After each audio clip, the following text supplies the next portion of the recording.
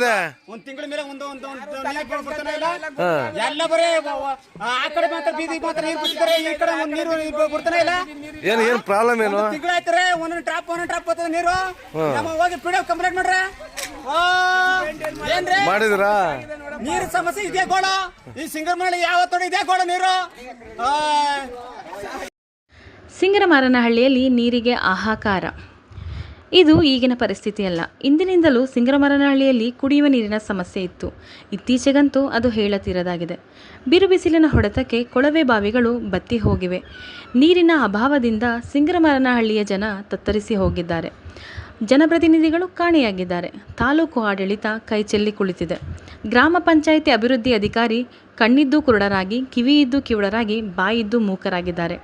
ಮಹಿಳಾ ಸಂಘದ ಸದಸ್ಯರು ಪಿಡಿಒ ಮಂಜುಳಾರವರನ್ನು ಭೇಟಿ ಮಾಡಿ ನೀರಿನ ಸಮಸ್ಯೆಗಳನ್ನು ಹೇಳಿಕೊಂಡರೆ ಪರಿಹಾರದ ಬದಲು ಕಾಬಾಚಾರದ ಉಡಾಫೆ ಉತ್ತರ ನೀಡುತ್ತಾರಂತೆ. ಈ ಹಿಂದೆ ಸೂಳೆಕೆರೆಯಿಂದ ಪೈಪ್ಲೈನ್ನ ಮೂಲಕ ಸಿಂಗರಮಾರನಹಳ್ಳಿಗೆ ನೀರು ಹರಿಸುತ್ತಿದ್ದರು. ಆದರೆ ಈಗ ಅದು ದುರಸ್ತಿಯಾಗಿದೆ. ವರ್ಷಗಳೇ ಕಳೆದರೂ ಇನ್ನೂ ಸರಿಪಡಿಸಲಾಗಿಲ್ಲ. ಇನ್ನು ಶುದ್ಧ ಕುಡಿಯುವ ನೀರಿನ ಘಟಕವಿದ್ದರೂ ಪ್ರಯೋಜನವಿಲ್ಲ. ಒಂದು ದಿನ ಸರಿ ಇದ್ದರೆ ಒಂದು ವಾರ ಕೆಟ್ಟು ನಿಂತಿರುತ್ತದೆ. ಅದಕ್ಕೂ ನನಗೂ ಸಂಬಂಧವಿಲ್ಲ ಎಂಬಂತೆ ಪಿಡಿಒ ಮಂಜುಳಾರವರು ನಡೆದುಕೊಳ್ಳುತ್ತಿದ್ದಾರೆ. ಪಂಚಾಯಿತಿಯಲ್ಲಿ ಕೇಳೋರು ಹೇಳೋರು ಇಲ್ಲದಂತಾಗಿದೆ. ತಾಲೂಕು ಆಡಳಿತವಾಗಲಿ ಜಿಲ್ಲಾ ಆಡಳಿತವಾಗಲಿ ಇತ್ತ ಗಮನ ಹರಿಸಿ ಸೋಮಾರಿ ಪಿಡಿಒ ಮಂಜುಳಾರವರನ್ನು ಸಿಂಗರಮಾರನಹಳ್ಳಿಯಿಂದ ವರ್ಗಾವಣೆ ಮಾಡಿ ಗ್ರಾಮದ ಸಮಸ್ಯೆಗಳಿಗೆ ಸ್ಪಂದಿಸುವಂತಹ ಪಿಡಿಒರವರನ್ನು ನೇಮಕ ಮಾಡುವಂತೆ ಗ್ರಾಮಸ್ಥರು ಆಗ್ರಹಿಸುತ್ತಿದ್ದಾರೆ.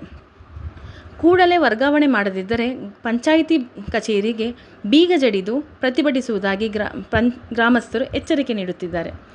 ಸಿಆರ್ಜಿ ನ್ಯೂಸ್, ಹುಣಸೂರು. ನನಗೆ ನೀರಿಲ್ಲ, ನನಗೆ ಆ ಕಡೆಗೆಲ್ಲ ಬಿಟ್ಟಿಲ್ಲ.